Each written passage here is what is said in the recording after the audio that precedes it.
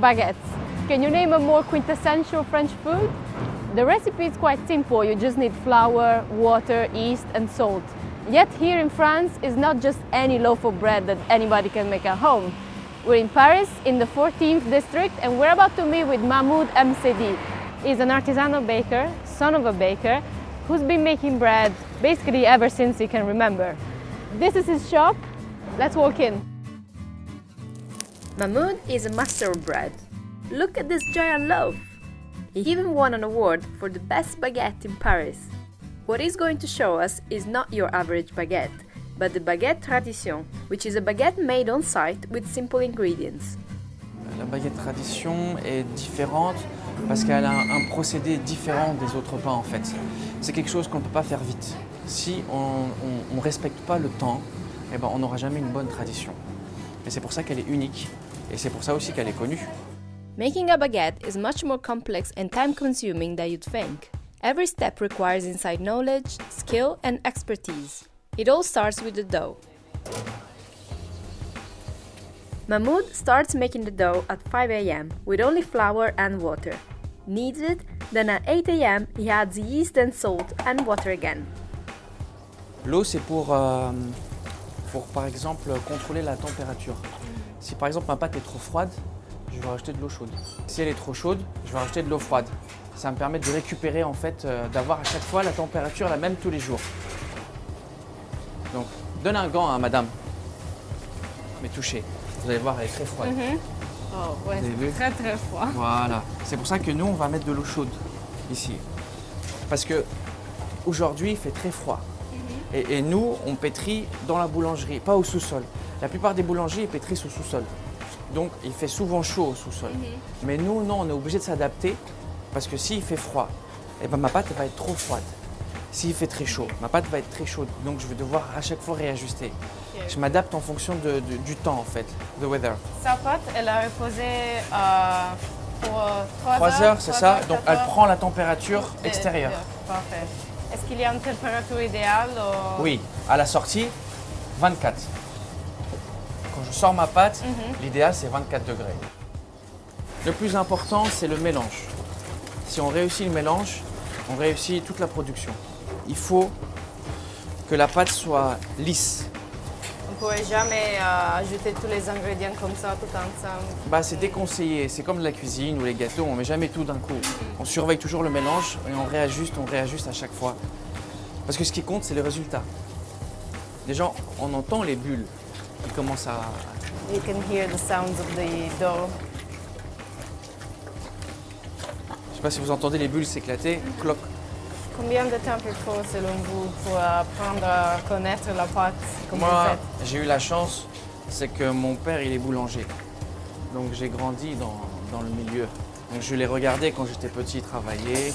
Donc c'est devenu une habitude maintenant. Mais sinon, un bon boulanger, il lui faut au moins 10 ans d'expérience. Voilà. Et vous m'avez juste dit que vous êtes en train d'ouvrir une autre boulangerie au Canada. Oui. Est-ce qu'il y a... Bon, bien sûr, il y a des différences de température. Oui, ça va être nouveau pour moi, ça sera une expérience pour moi. Je sais qu'il fait très très froid au Canada, que par exemple, il y a des jours où il fait moins 10, moins 20 peut-être. On n'a jamais ça à Paris. Donc ça va être nouveau pour moi. Il va falloir faire chauffer l'eau avec la casserole. Donc là, vous voyez, elle ne colle pas sur le bord. C'est arrondi. Vous pouvez toucher. C'est mou et à la fois ferme. Ok. Oh, ouais, c'est vrai. L'extérieur, c'est très ferme, mais on a... Et en même temps, c'est comme une balle. Oui, Voilà. Oui. Vous pouvez taper, vous voyez, c'est dur et en même temps, c'est mou. Oui. C'est vraiment comme ça. Oui. Donc ça veut dire que mon réseau, il est constitué et en même temps, c'est moelleux. Donc là, à la fin, je vais avoir une tradition avec une belle croûte parce qu'elle est dure et en même temps, ça sera moelleux à l'intérieur. Ça, c'est très très bien. Donc nous, on va mettre un petit coup de deuxième pour lui donner un peu plus de force. Vous entendez? Là, il y a des bulles d'air qui se forment et elles vont éclater. Et c'est comme ça qu'on sait que la pâte, elle est prête.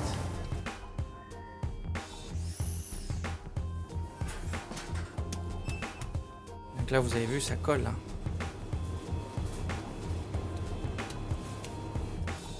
Voilà. On va la laisser se reposer. Là, il y a une bulle d'air. C'est ce qu'on trouve dans les tradis après. Voilà, on va trouver. Et donc, ce qui fait la différence, c'est qu'il y a beaucoup de gens qui ont des bulles d'air, soit toutes petites. Moi, on va avoir toutes les tailles. Vous allez voir après, quand on ouvrira une, on aura des petites, des grosses, des moyennes, toutes les tailles.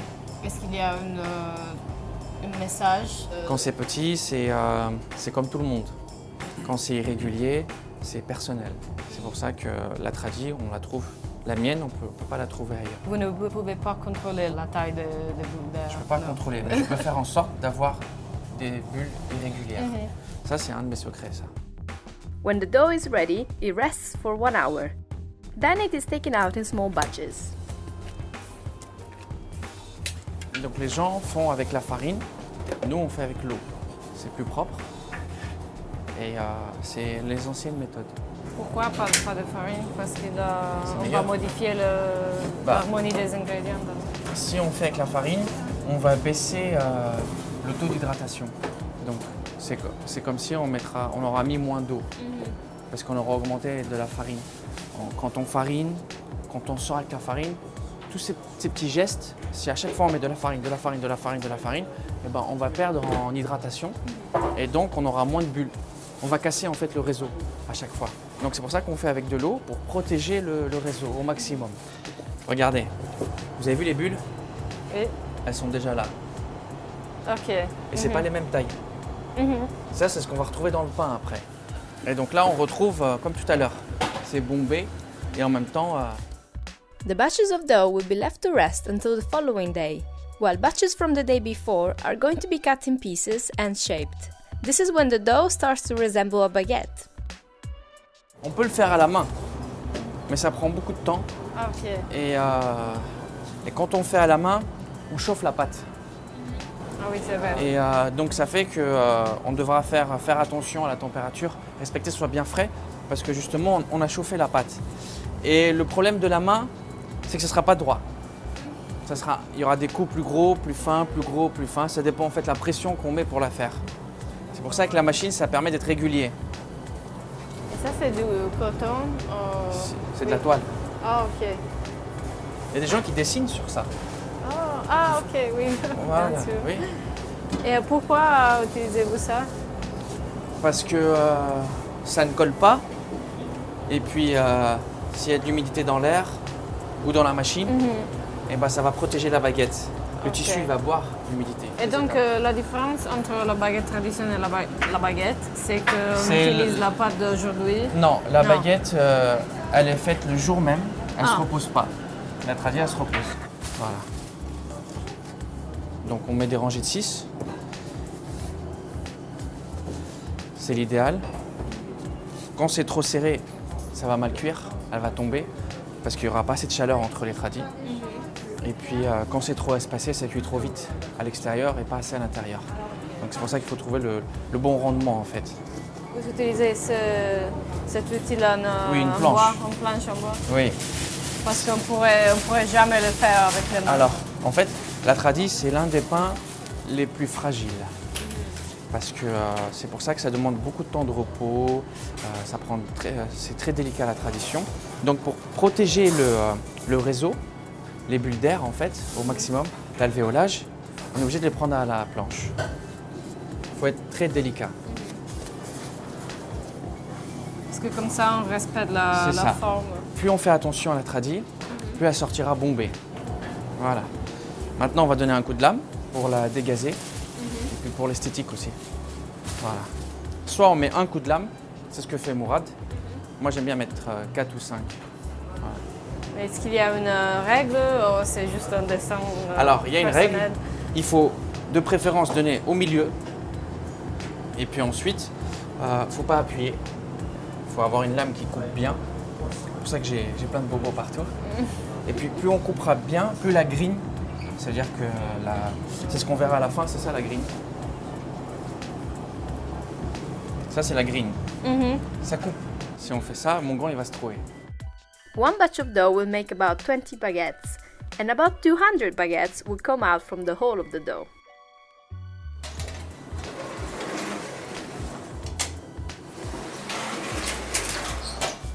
La température est-elle importante aussi? 270. C'est important, oui. Si c'est pas assez chaud, ça sera plat. Si c'est trop chaud, ça va cramer trop vite. C'est pour ça que tout le monde pense que c'est facile de faire du pain, mais faire du bon pain, voire du très bon pain ou de l'excellent pain, c'est très difficile. Ça a bien gonflé, Ça a hein? bien gonflé. C'est bon, vas-y, allez, vas-y, sors. Voilà, c'est joli.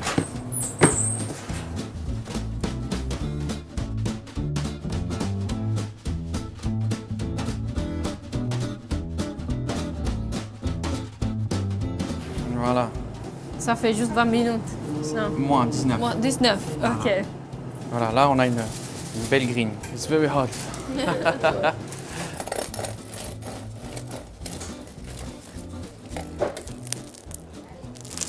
Est-ce qu'on cherche un son particulier? On sent que ça croustille bien, donc c'est que la croûte est bien épaisse. Et puis en même temps, on sent que c'est moelleux. C'est ça le pire. C'est que quand on touche, c'est moelleux, mais en même temps, ça fait un bruit de craquement. Elle a gardé sa forme. C'est Elle vrai. n'est pas restée aplatie, elle a gardé sa forme. Voilà. Donc vous avez vu les bulles, c'est pas la même taille. Donc on a toutes les tailles. Petites, grandes, moyennes. La mi teint vers le jaune. Ça c'est dû à la fermentation. Et puis donc on a une croûte qui est assez épaisse, assez dure. Et à l'intérieur, c'est très moelleux, très tendre. Et là, on sent bien le froment, le blé français. Vous voulez sentir? Oui. Waouh. Vous pouvez toucher, hein, vous allez voir, c'est très moelleux. Ah oui, c'est vrai. So soft inside. Voilà. Wow. Et là, c'est très dur. Ouais. Voilà. Il y a aussi quelque chose qu'on peut faire. Ça, quand on voit ça, c'est que c'est très aéré à l'intérieur. On arrive à voir à travers. Donc il y a de l'espace pour la lumière de Voilà. passer. C'est quand on a ça, c'est qu'on a un réseau de bulles à l'intérieur. Waouh, Quand on voit la lumière. incroyable. Il faut qu'il fasse un petit peu plus sombre parce qu'il y a beaucoup de lumière ici. Si j'éteins la lumière, Oh. vous avez vu? C'est beau, hein? C'est pour ça que la tradi, elle est bonne à manger, même pour la digestion. Elle est facile à digérer. Contrairement aux autres pains, on a beaucoup de mie et donc on se sent lourd. Alors que la tradi, non. Vous voyez, il n'y a rien. Il n'y a rien dedans. Parce que la baguette c'est très grand, mais en fait Oui. et c'est Il y a plein rien. d'air. Il y a plein d'air dedans, voilà. Quand c'est bien fait, hein.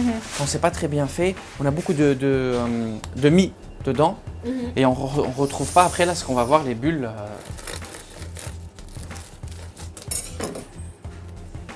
Voilà. Waouh. Ça, on le retrouve pas si la lumière ne passe pas. On aura des mie et c'est pas bon pour la digestion. Ça serait blanche. Oui. Ah. Vous avez vu les belles alvéoles? Yes, c'est vrai, ce sont tous irréguliers. C'est ça. Ça, c'est ma signature. Vous voulez goûter? Il est temps, hein? Voilà. Ah, merci. Pour vous aussi. Merci. Donc là, on sent bien le blé. Et quand on touche, c'est humide. On dirait Ok. que c'est mouillé. Ok, c'est vrai en Ouais, fait. ouais, on dirait que c'est mouillé. Ça c'est l'air qui lui C'est donne cette, l'eau aussi que je mets dans le pain. Donc le taux d'hydratation que j'avais dit tout à l'heure, Ok. si on réussit à le préserver, et ben, ça fait qu'on a une mie qui est humide.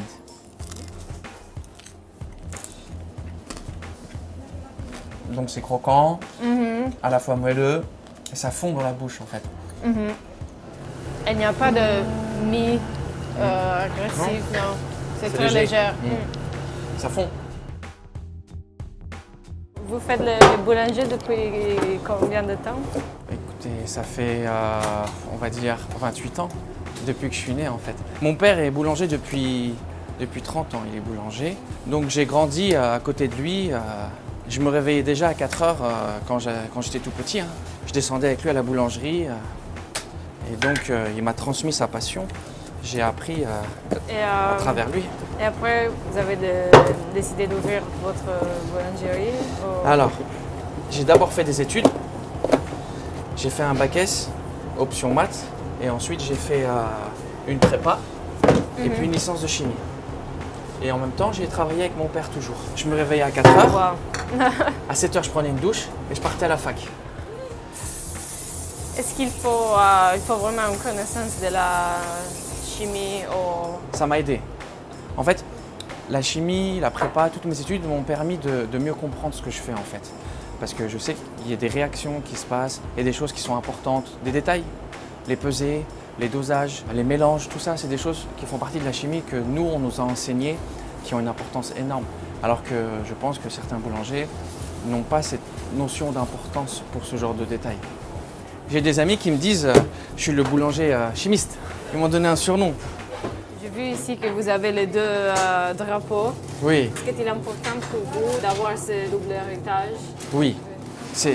Pour moi, c'est une chance d'avoir deux nationalités, deux cultures différentes. Le fait d'être tunisien et d'être aussi français, et puis d'arriver là où je suis, d'être l'un des meilleurs boulangers de Paris, il n'y a pas mieux, il n'y a pas mieux. Je suis très fier.